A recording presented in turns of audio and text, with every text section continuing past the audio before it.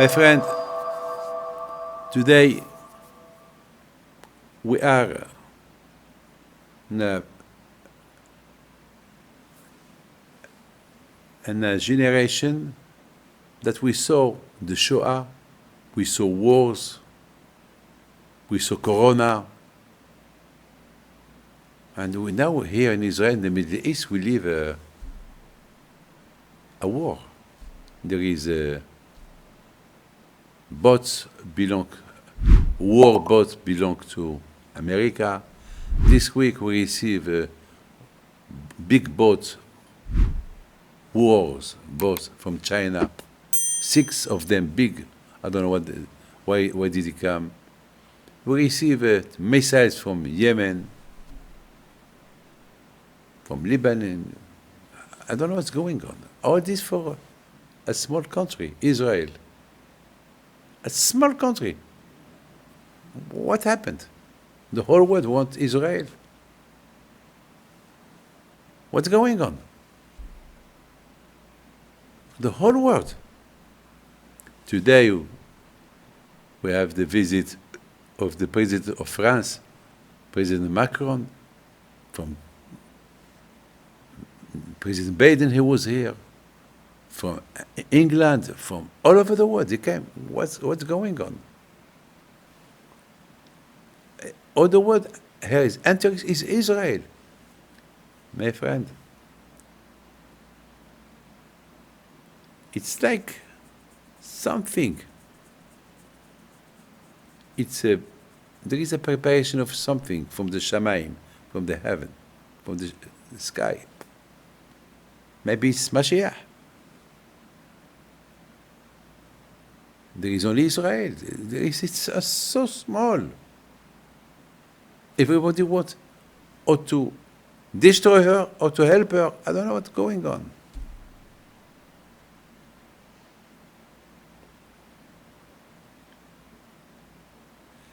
The Torah said, HaKadosh Baruch Hu, Istakel be'oraita u'bar'alma. Before Hashem created the world, I'm talking about a Jew, as a man, as a rabbi, who believes in Hashem, who is convinced that there is only Hashem.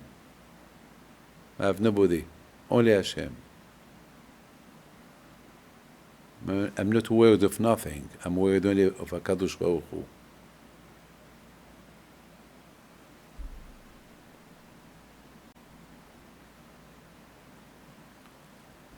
The day of Simchat Torah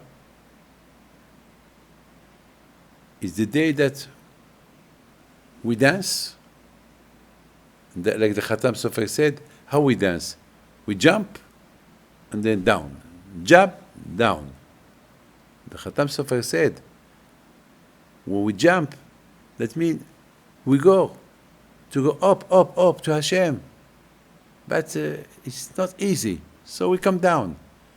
But the most important is jump again, a little bit more, and more, all the time, up and down, up and down. This is life. In life there is always up and down. But the most important is, when you have Torah, you are always up. When you are down, is to jump better. It's like you come down to jump better. It's like when you jump in the swimming pool, you go down, and after, you come up. Shiva tzaddik yipol v'kam. A tzaddik, he can fail 7 times, and then after, he goes strong. He go up very well. It's incredible. Yosef tzaddik. After Paro had a bad dream, Yosef, he came, he explained the dream. But before he explained the dream, he told him, Paro, I'm nothing. Only Hashem can help you. Who can do that? Yosef, he was 10 years, 12 years in jail. Now this is the time that he can get his freedom. And when Paro, he told him, I had a bad dream. And what Yosef said?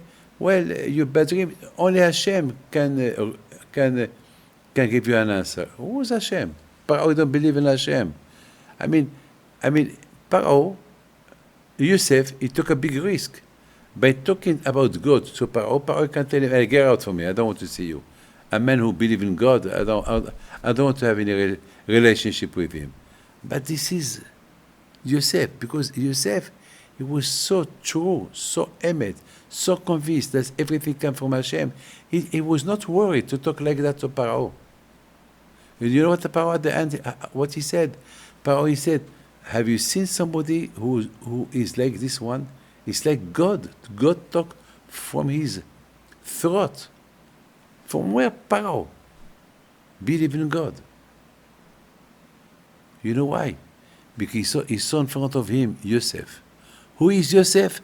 Yosef HaIvri. Yosef, the grandson of Abraham Avinu. Oh, Abraham. The one who was here a few years ago. Abraham Avinu, when he was in Egypt. Suddenly now, Paro, he remember. Yes, the one who believed in God. Yes, the one who made people to believe in God. Can you imagine? Paro, he saw in the face of Yosef, the face of Abraham. My friend, when you have the face of Abraham, when you believe in Hashem, you become to have a face of Abraham who believe in Hashem. As a Jew, I have the face of Abraham. But to have a face of Abraham, you have to believe at 100%, not 99.99%. No, 100%. Everything with no questions. Like this baby, this boy, 5-year-old boy, he cried, I want the tefillin, those tefillin that my father used to kiss. I want to kiss them. And he find them. Miracle nest that he find them. The soldiers, he find them, he bring them to the boy. Instead of having questions, why my father? No, he want this. No, what happened. We don't ask why after bad things happen. That's it. What happened. That's it. And you look, because Yosef HaTzadik, the word that he said, what Hashem will tell me to tell you, I will tell you. Those words came from a pure heart. So that convinced Paro, and Paro made him to be the king, to become the Yosef who was the king, who was the one who prepared after the 7 years of starvation, everything, as you know. Well, I would like to tell you to tell you something. You know, when I go to Morocco, you know, the influence of the cemetery where Rabbi Chaim Piti is buried, that give me an impact. Because he was Emet. And because Rabbi Chaim Piti was Emet, so that gives me an influence, a holy influence on me. I would like to tell you just a beautiful small story. You know, there was a woman from Italia, from Milano, that she don't have children for 12 years. And she went to Morocco with her husband to pray. And she was in the house of Rabbi Chaim Pinto. And there was there a group of Israelis. And this group of Israelis, they were taking pictures, but they were not... they didn't respect the house of Rabbi Chaim Pinto. So that woman told her husband, let's go from here. And they went from there. And then they went to the cemetery. And she found them again there, the group. They were taking pictures like a museum. And they were talking bad. So she was very, very, very, very, very angry. And she told them, why you come from Israel to this place. It's a holy place.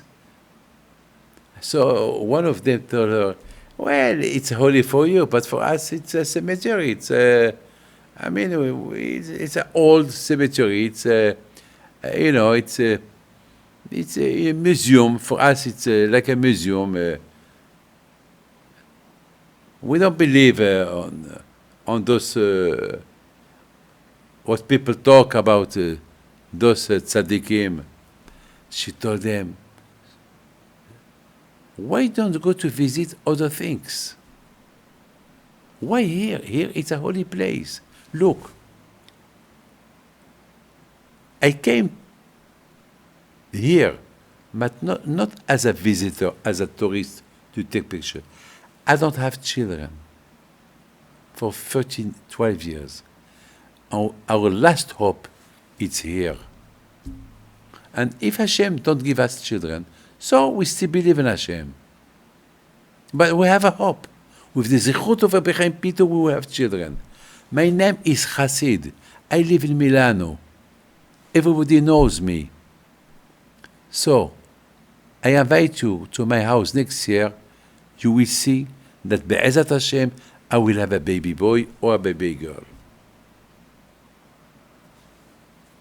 That's the story.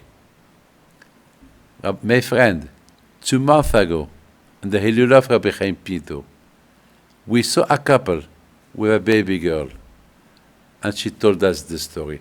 He is the baby girl. I promised Rabbi Chaim Pinto, if by his zichut, I will have a baby boy or girl, I will bring him. And Hashem, after 12 years, he gave me a baby girl.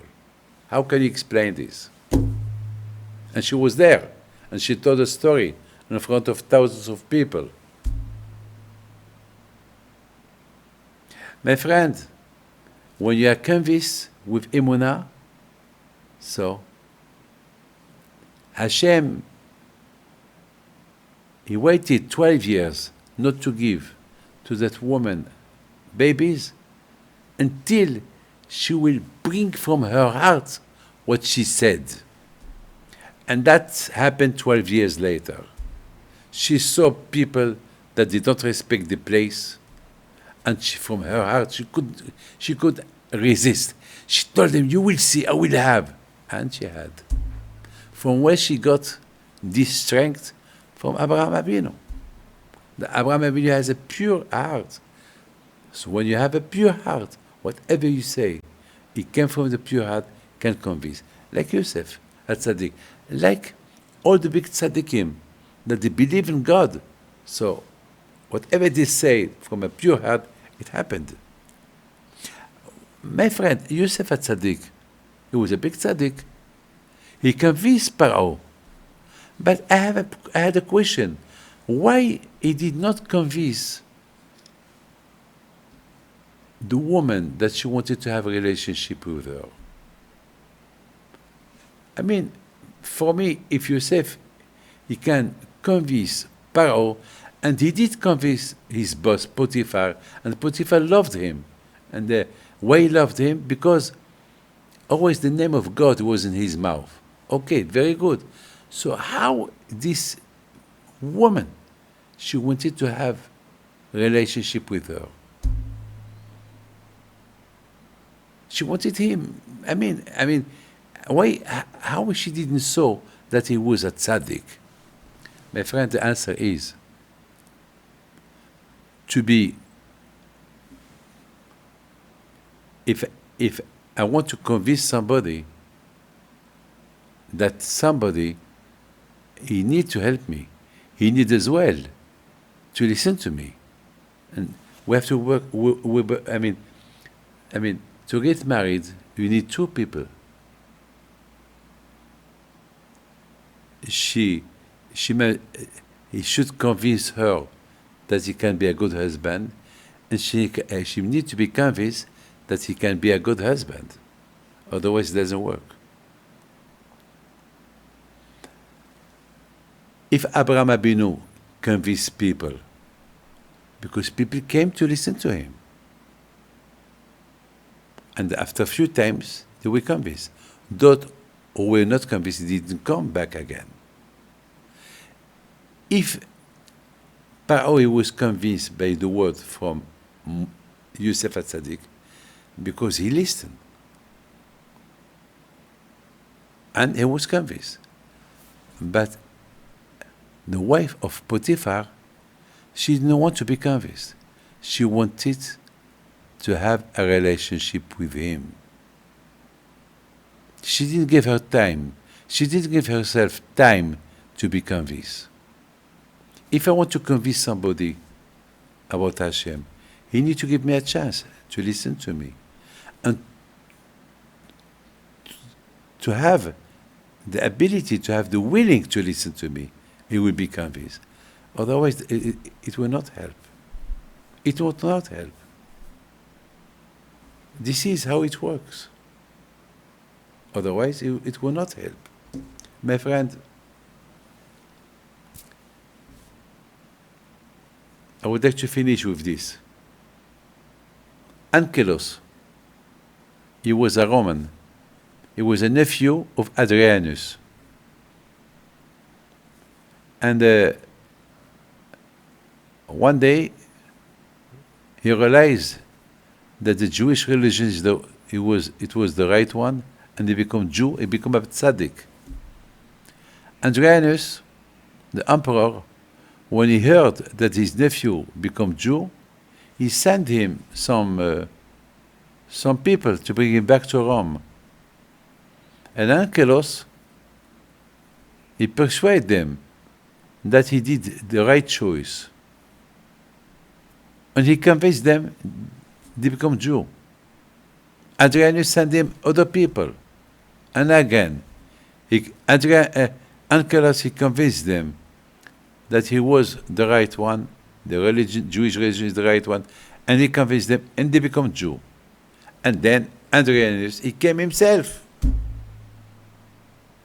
And he told Adrianus told Ankelos, well, I can't send you more people because I see that you know how to talk, you convince them. Now, I want to tell you, come back to Rome. Adrianus, again repeat, Ankelos, come back with me to Rome. You can be one day the emperor of Rome. And Ankelos, he did not listen to him. And of course, Adrianus, he let him go. My question to you is, how Ankelos, he did not convince Adrianus the same way he convinced other people to become Jew? Why he did? He was like Abraham. Why he did not have the koach, the strength to convince Adrianus? You know why? Because Adrianus, he didn't want to listen. As I told you before, to be convinced, you must have the willing to listen. So when you listen, but if you don't listen, if you have something in mind, that's it. You don't want to change. To be convinced, you have to have the willing to listen. At least give a chance. Listen. You know, the Jews, when Hashem gave them the Torah, they didn't say we listen, then we do. They said, Na'aseh v'nishma. We do, then we listen. Why? Because the Jews, they already know Hashem. After all what they saw in Egypt, they didn't need to listen, to do. They were already convinced. So they said, we do, then we listen. My friend, this is what I have to tell you. And I pray to Hashem to give you bracha v'atzlacha and briut. And we go up, okay, to see you.